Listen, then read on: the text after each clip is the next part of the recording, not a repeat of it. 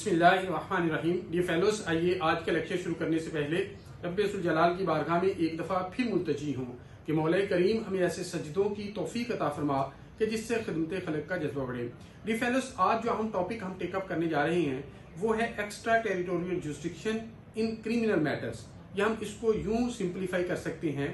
कि criminal cases के अंदर लॉ इन्फोर्समेंट एजेंसीज और पाकिस्तान कोर्ट्स का दायरा इख्तियार।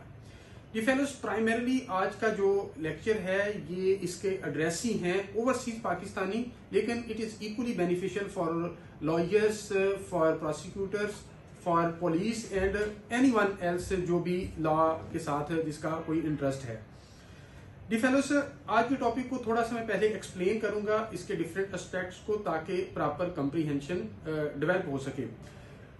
उमूमी तौर पे जो ओवरसीज पाकिस्तानी दूसरे ममालिक के अंदर रहते हैं तो वहां पर कोई पाकिस्तानी उनके साथ या पाकिस्तानी किसी और के साथ कोई ऑफेंस कमिट करता है जो कि पाकिस्तान के अंदर ऑफेंस है पाकिस्तान पिनल कोड या किसी और लॉ के तहत, तो उसकी जुरिस्डिक्शन यहाँ की लॉ इन्फोर्समेंट एजेंसीज ले सकती हैं, यानी वो उसकी इन्वेस्टिगेशन कर सकती हैं, FIR लॉन्च कर सकती हैं और इसके साथ साथ जो अदालतें हैं वो उसको ट्राई कर सकती हैं। इस हवाले से मैंने जो सेक्शंस ऑफ लॉ को आइडेंटिफाई किया है, सर्च आउट किया है और जजमेंट्स जो लैंडमार्क इस टॉपिक पर आई हैं वो मैं आपके सामने रखता हूँ, फिर इसके डिफरेंट एस्पेक्ट को हम एड्रेस करते हैं। जो लाहौर हाई कोर्ट लॉ की पहली जजमेंट है 2011 YLR 2882 पेज 2022 PCRLJ पेज 1511 ये इस्लामाबाद हाई कोर्ट की है, और 2025 LHC 1359 ये फिर लाहौर हाई कोर्ट लाहौर की है। डी फेलोज, अगर हम देखें फॉर एग्जांपल कि अगर एक पाकिस्तानी वहां पर एक मर्डर कमिट कर देता है, अगरचे वो वहां के कानून के मुताबिक भी ऑफेंस है लेकिन वो पाकिस्तान के अंदर भी ऑफेंस है। अगर एक पाकिस्तानी वहां पर ब्रीच ऑफ ट्रस्ट करता है, अमूमी तौर पे जो लॉ इन्फोर्समेंट एजेंसीज को, पुलिस को बिलखसूस मैटर्स रिपोर्ट होते हैं या FIA को, इस तरह के होते हैं कि एक पाकिस्तानी ने दूसरे पाकिस्तान के साथ फ्रॉड कर दिया या उसके साथ उसने ब्रीच ऑफ ट्रस्ट कर दिया, उसने कोई पैसे दिए थे कि ये मेरे घर पहुंचा देना, पाकिस्तान तुम जा रहे हो, जब वो पाकिस्तान आता है तो उसकी इन्वेस्टमेंट कर लेता है, वो उसके घर नहीं देता, या उसका कोई सामान चोरी कर लेता है या डिकेटी कर सकता है, सो एंड सो फोर्थ, जो भी ऑफेंसेस पाकिस्तान के अंदर वो acts which are permitted which are prohibited by law और पनिशेबल बाय लॉ हैं, या जिनकी ओमिशन जो है वो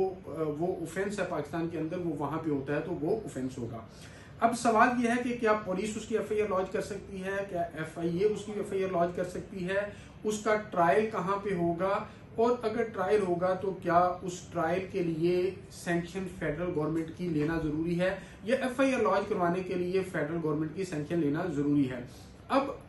थर्डली, अगर उसकी कोई प्रोसीडिंग वहां पे इनिशिएट हो चुकी है उस कंसर्न कंट्री के अंदर, या उसको वहां पर सजा हो चुकी है, तो क्या पाकिस्तान के अंदर उसकी FIR लॉन्च हो सकती है, यहाँ पर उसका ट्रायल हो सकता है या नहीं हो सकता। ये सर्टन क्वेरीज हैं जो इस टॉपिक को सराउंड करती हैं।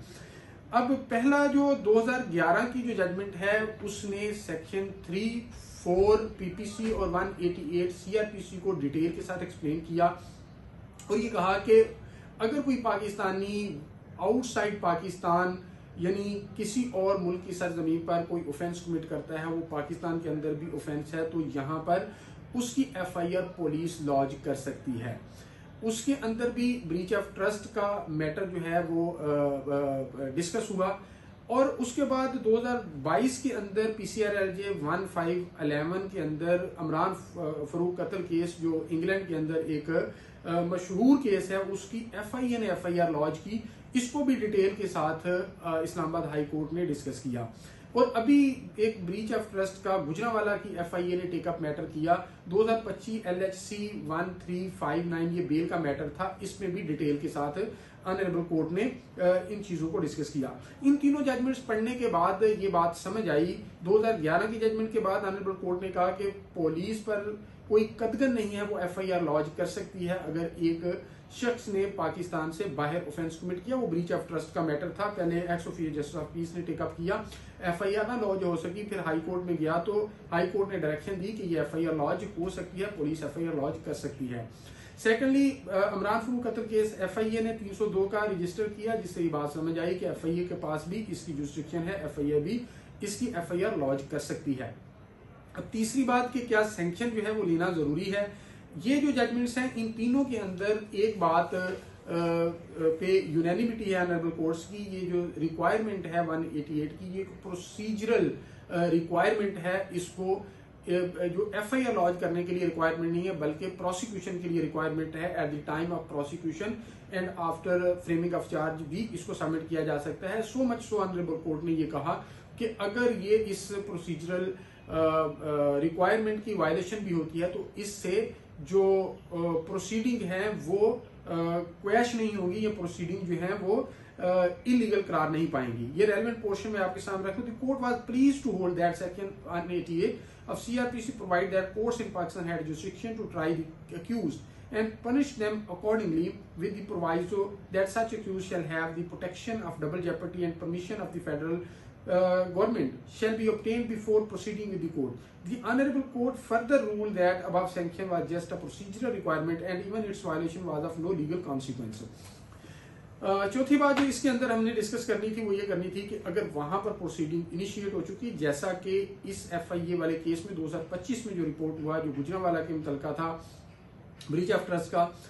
ये बेसिकली जो कंप्लेंट थी वो रिसीव हुई थ्रू एम्बेसी ऑफ पाकिस्तान और उस पर चीजें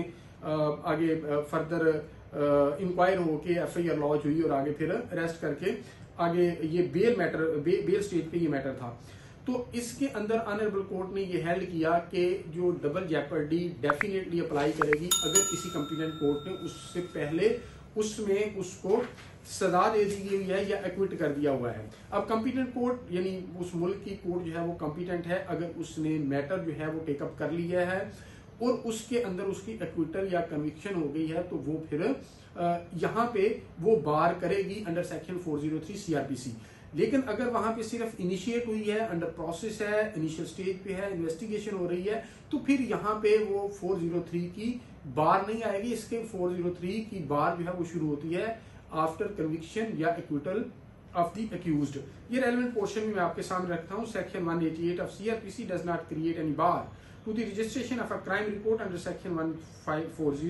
154 of CRPC in Pakistan for an offence committed by a citizen of Pakistan abroad. If an offence in this regard is required, that can be had from 2011 YLR 2882 जो मैंने आपको पहले judgement refer की। अब डबल जेपर्डी पे जब observation दिया honourable court ने तो ये है, so far as section 403 of CRPC is concerned, the protection available there under can be claimed by an accused only if he has been tried for a crime by a court of competent jurisdiction and he is thereafter convicted or acquitted of the charge and that conviction acquittal remains intact. इस court के अंदर honourable court ने कहा कि double Jeopardy apply नहीं होता, इसलिए कि यहाँ पर केस अभी ओमान के अंदर इनिशियल स्टेज पे था। डियर फेलोस, ये थी 3 लैंडमार्क जजमेंट्स जो मैंने आपके सामने रखी। उम्मीद करता हूँ कि आपको आज का लेक्चर पसंद आया होगा। Thank you so much.